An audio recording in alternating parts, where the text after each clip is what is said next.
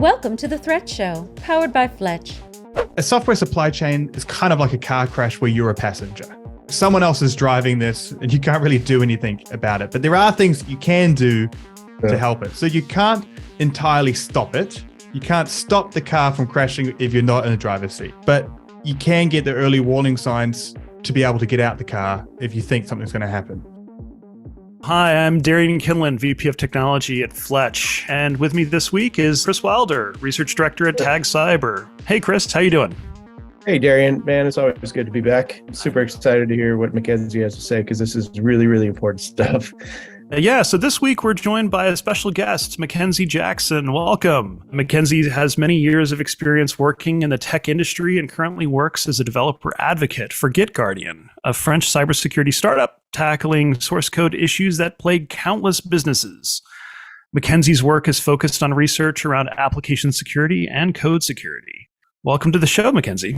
Thanks so much. Yeah, it's great to be here and great to be with both of you two to talk about security. In a bit, we'll be talking with Mackenzie about those issues. But first, let's run through this week's set of interesting threats. Oh my gosh. It feels like, yesterday was Groundhog Day, but Does it still feel like Groundhog Day, Chris? What do you think? Well, I did not see my shadow, but I heard that the groundhog did. So I guess we're at 6 more weeks of cybersecurity hell. Okay. All right. You've heard it here first. Awesome. Yes. So we have a number of existing supply chain security issues, a bunch of bizarre, weird vulnerabilities, and even new malware that's been found against common infrastructure. Crazy. Let's get into it.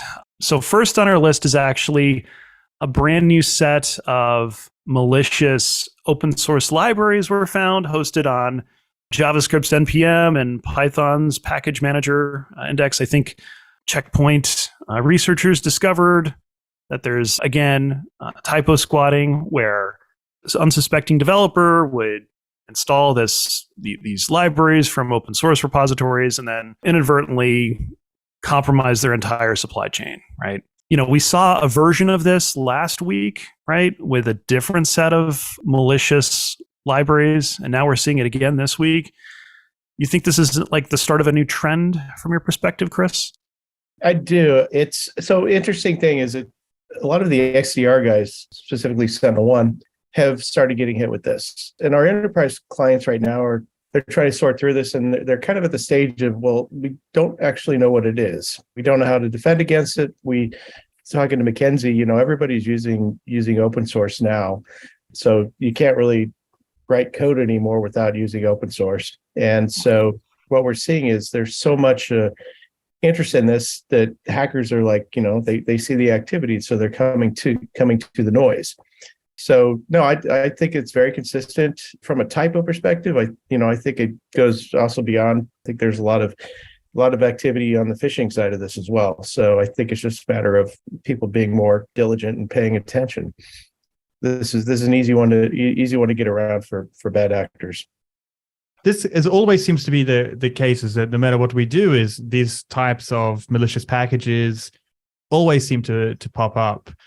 Before, everyone was spending a lot of time trying to take over these packages. The UA parser example springs to mind, where an attacker was able to take over one of these accounts, turn it malicious. So the typo squatting, it's something that we don't seem to be getting on top of. It's something that just every month, every couple of weeks, we have new ones. And it's a difficult one because it's an easy one to get around. It's an easy one to defend against, but it's the mass of it. It's going to get people. It obviously works, right? It clearly works. Yeah, I think it's probably going to get worse before it gets better as people start becoming more aware of these types of supply chain attacks from the looks of it. When we see that this type of vector is now common, we're starting to see even attacks against tooling, right? So last week, I think there was a source code audit against the Git clients themselves where they found a bunch of bugs. It turns out that GitHub itself was being targeted and effectively breached back in December.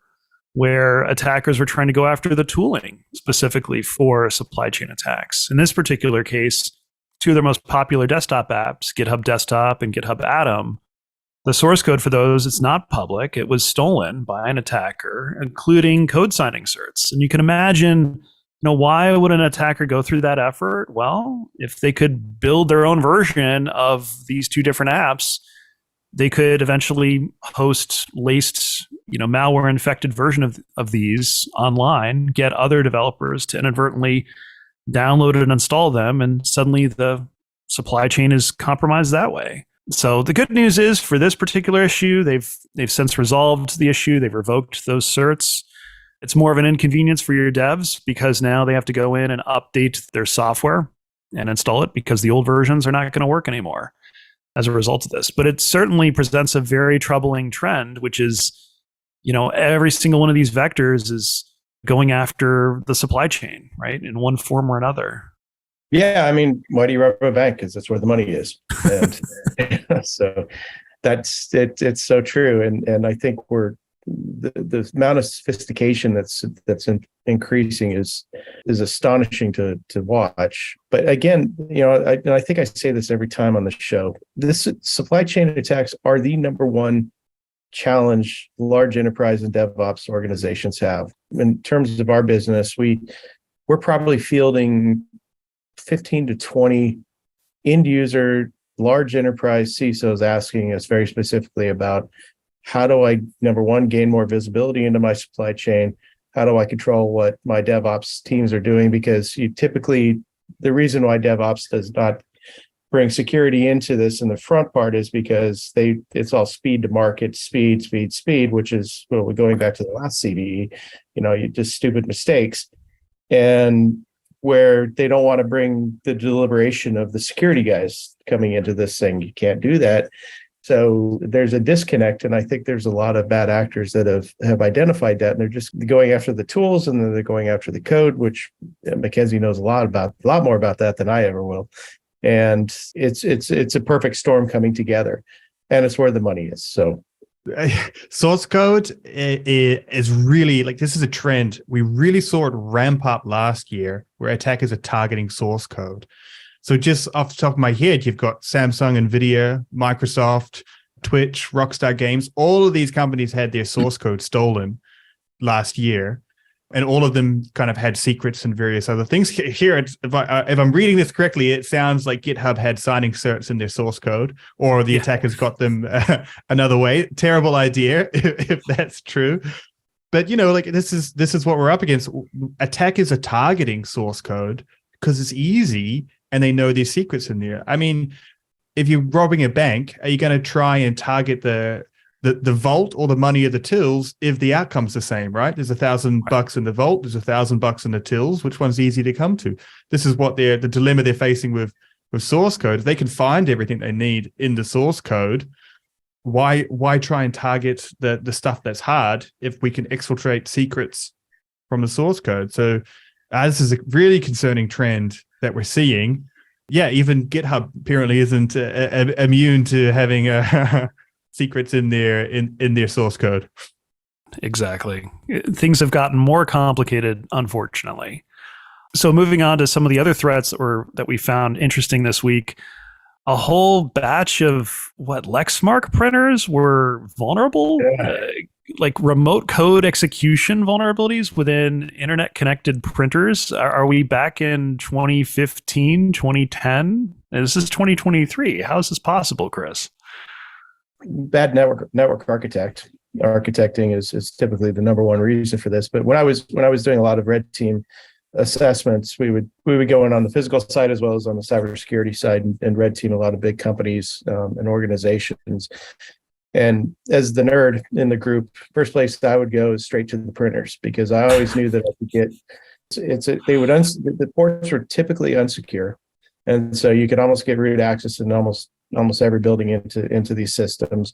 But printers are the easiest attack vector into the entire organization. Number one, because they may or may not even have firmware on it, which is kind of part where the Lexmark challenge is. They've got that challenge, but they also obviously this one too. Printers are, everybody has a printer, and right. it's an easy way to get into the organization and get the keys to the kingdom. And I'm just amazed that the industry itself hasn't stepped up, because I think they're just still trying to sell printers because nobody uses the damn things anymore. But I did ironically talk to one of Lexmark's biggest competitors, a good friend of mine, president of one of the biggest printer companies in the world, and he said, we actually love this because we believe that we're the only secure printer in the world. And I keep saying, well, no, these guys say that, and so, but they use it as a competitive advantage over Lexmark and other folks just because of the security piece of it.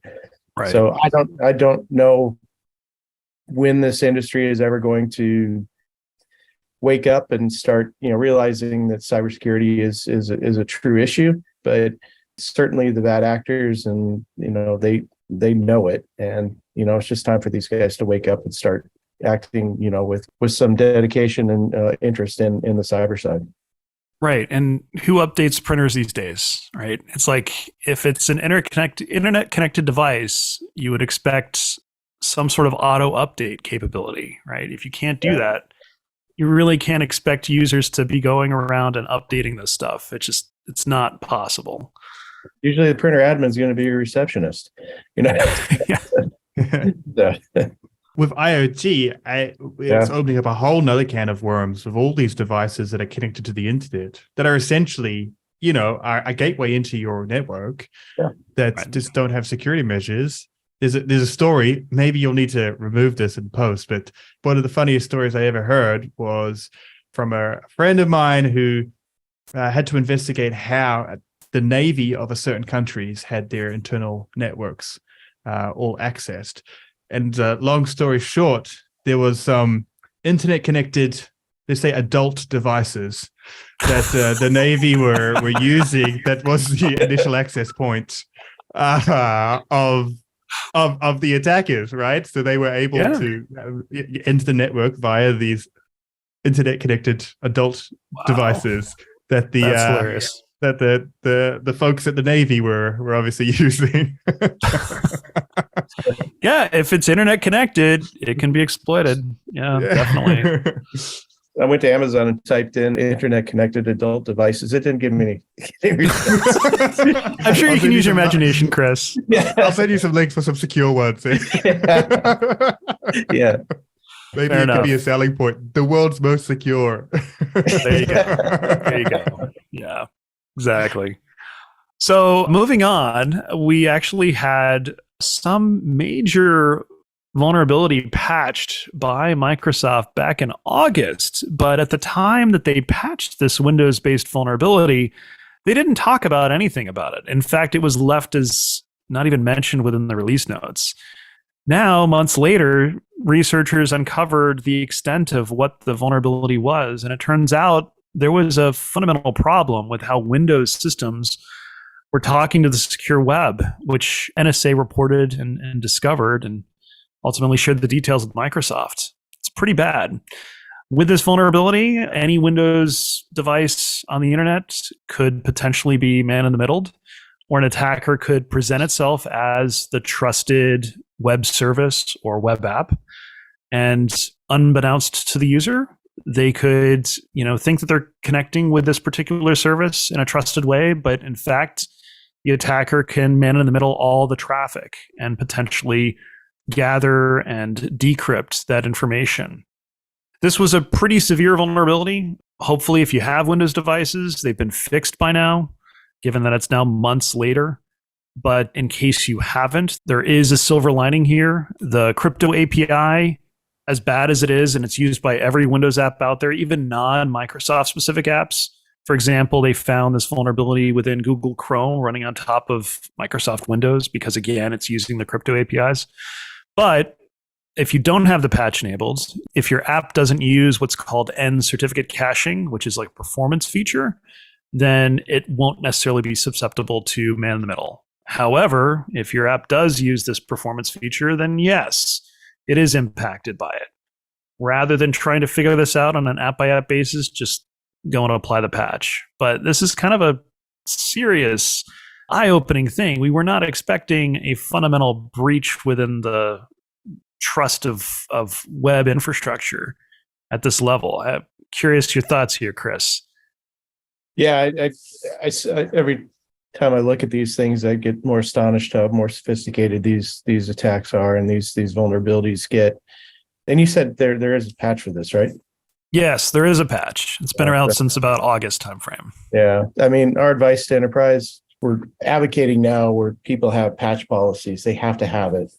And the challenge is, like with this one specifically, it's number one, I think you need to do inventory, and you need to also have a policy where you're out automatically patching, or you just make it a mandated that you have to have a practice in place. And I just, like I said, I still get more astonished on these the sophistication of this one. But again, it's easy to avoid as long as the vendors are keeping up with the patches, and then the companies that are using the products are patching and Yep. And I've said Tanium many times on this show, but Tanium is a good place to start. Exactly. Over on the cloud service side, there's been a new type of malware reported by Aquasec security researchers targeting insecure Redis clusters, right? So Redis was a popular open source caching platform used to accelerate web services built by companies. Most of the time, best security practices mean that you're not exposing Redis servers to the internet directly, but rather protected behind a VPC or a firewall. In this case, they found thousands of Redis servers unsecured. And as a result, this particular threat group was deploying cryptocurrency miners on compromised Redis servers. And while this is not necessarily a new thing, what is unique about this particular campaign is that it was all fileless, meaning the malware loads in memory, it runs, but it never touches the disk. So if you're doing any sort of disk scanning for any sort of malware present on, file systems, it doesn't exist. And theoretically, that means you can just reboot the Redis servers and the malware disappears. But again, if it's unprotected, chances are the attackers will go back in and recompromise and reload the malware as well. So at the end of the day, you're left with a very large bill for compute costs, exorbitant compared to normal operations. You can switch out Redis with IoT. It's the crypto mining side of it's just getting really, really almost ridiculous. And so I don't have a lot to say about this one other than, mind the gap. Right. And most of this infrastructure probably is deployed as code. I'm curious, Mackenzie, is really the best practice here to just not have internal components exposed to the internet and properly protecting against that for these sorts of issues? Definitely, that should be part of the defense is that things that should be public, just don't make them public. And, forever we've been seeing configuration errors of API endpoints. Australia had a huge one with Optus, with S3 buckets and other areas. So when you have any kind of servers, there was a study by Cyber News that found Git repositories that were exposed. Everything these things seem to be open, but fundamentally, I don't think the problem is should we close them all, because I feel like people think they are closed.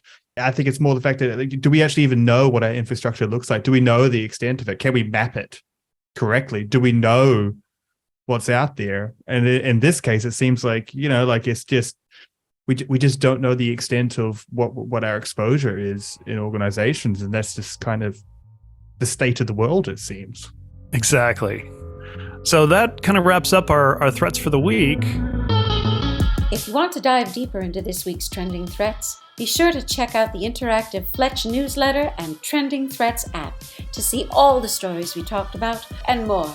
Now, on to our special guest interview.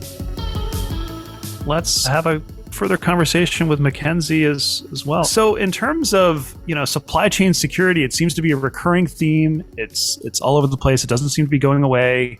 I'm curious, Mackenzie, from your perspective, if you're a small, medium-sized business and you're looking to try to build secure code or build code securely, how would you accomplish that? What are some practical things that you think make sense for organizations? yeah, we all have to be aware of the supply chain issues. There's some great initiatives that are happening, like, you have the SBOM, the Software Bill of Materials, that the White House included in their release of requirements. And you also have some good frameworks around it. SALSA is one from Google, and you have some other ones. OWASP has some as well. So we're starting to kind of get an idea about it, but these are helping us understand the problem and not really dive in to solve them. So if you're a small or medium business, you don't have dedicated teams to security, what can you do? So the first thing is you need to start understanding your composition. So using SCA tools, software composition analysis tools, which scan through the dependencies, because I think what people also don't understand is that you can have dependencies multiple layers deep. And if one of those gets turned malicious, then it can turn your application malicious. An example being, there was a package called Event Stream. I'm going to give the very shortened version of this. This was very popular. Millions and millions of applications required Event Stream. Event Stream had a dependency called FlatMap, and FlatMap was turned malicious, which turned Event Stream malicious, which turned your application malicious. You can't understand your composition without tools. It's impossible. You can't kind of get a spreadsheet and go, okay, what is our dependencies? Because it would just, I don't think you could physically do it. So practical steps: understand your software composition, because that's going to help you find things that are vulnerable when they're vulnerable and weed them out. The other step that I'll take is that a software supply chain is kind of like a car crash where you're a passenger. Someone else is driving this and you can't really do anything about it. But there are things that you can do to help it. So you can't entirely stop it. You can't stop the car from crashing if you're not in the driver's seat. But you can get the early warning signs to be able to get out the car if you think something's going to happen. And one great way of doing that is through honeypots. So a simple example would be like honey tokens.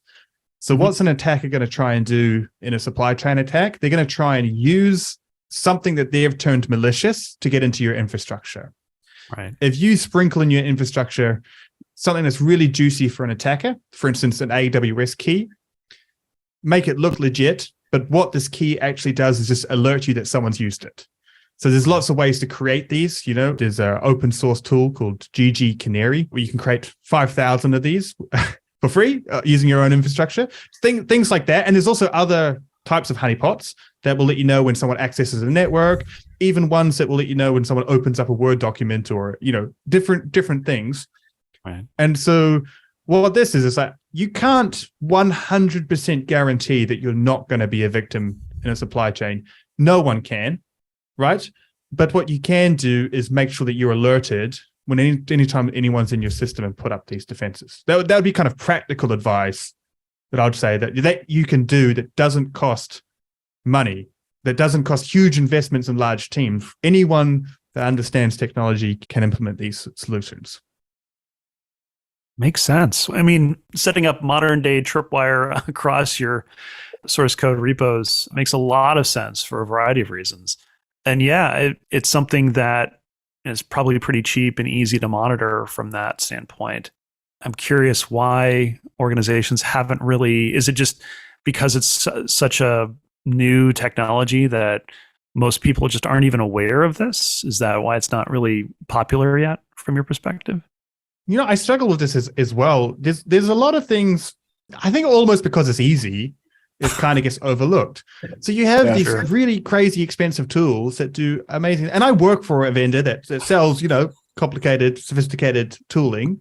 But we don't always need to start there. And they're important, but they're not the only things that you can do. There's lots of other stuff. So I think part of it is just that some of this is a bit too simple. Or there's a reliance on vendors. One thing that I always say is that vendors are going to promise you they can solve all your problems, but they can't. They just simply can't. You can't throw money at security. It will help for a little bit, but you can't just keep throwing money at it and hope that it works. You have to be proactive. And part of that is going to mean some great security tools. And part of that's going to mean, hey, like we can add these other steps into, and things like canary tokens. These take an hour to set up for someone. So there's a little bit of investment, an hour to 2 hours if you're really kind of figuring it out. And then that's it, right? The next time you hear from them is when someone's in your systems. It's not like you have to maintain it. sometimes I think the solutions are just too simple for people to think about, or they're not understanding the coverage that their tool that they think they're covered on certain things. Not entirely sure, but I mean that's a great great way to do it. And yeah, there's open source tools that do it, and I'm sure there's enterprise versions out there as well.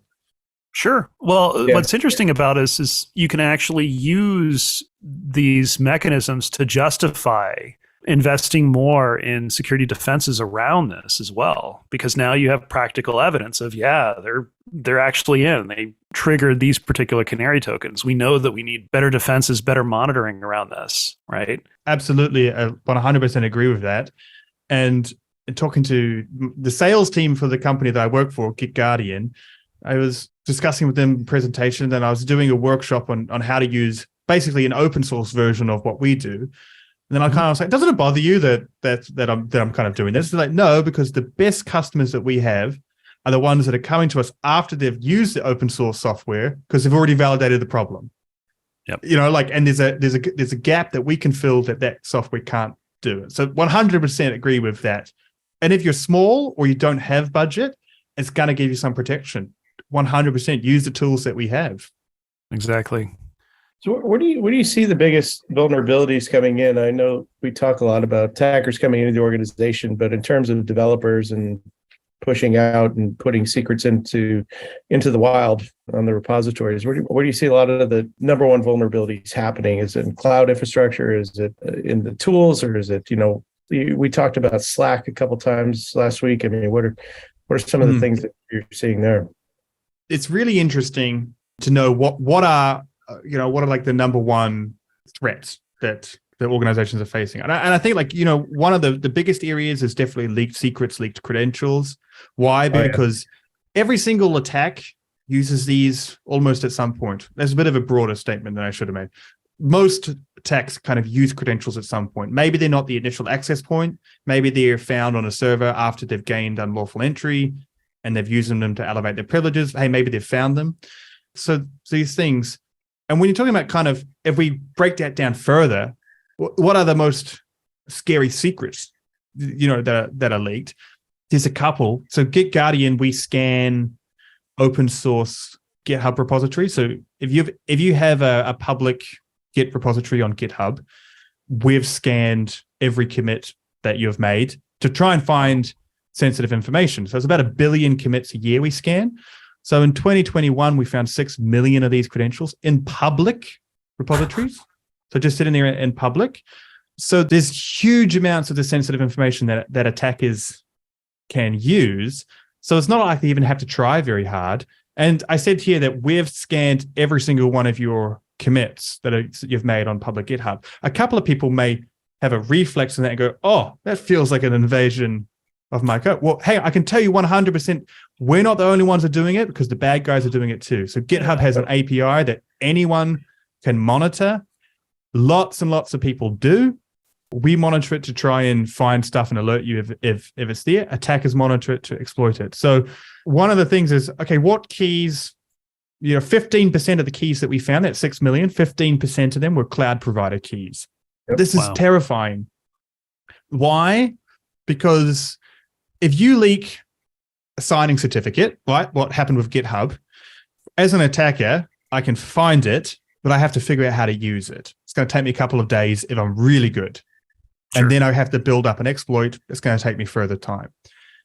If you leak a cloud provider key, I can have an automatic bot that validates that's valid. If it comes back valid, I can then set off a number of automated steps that try and grant and persist and elevate my privileges systematically.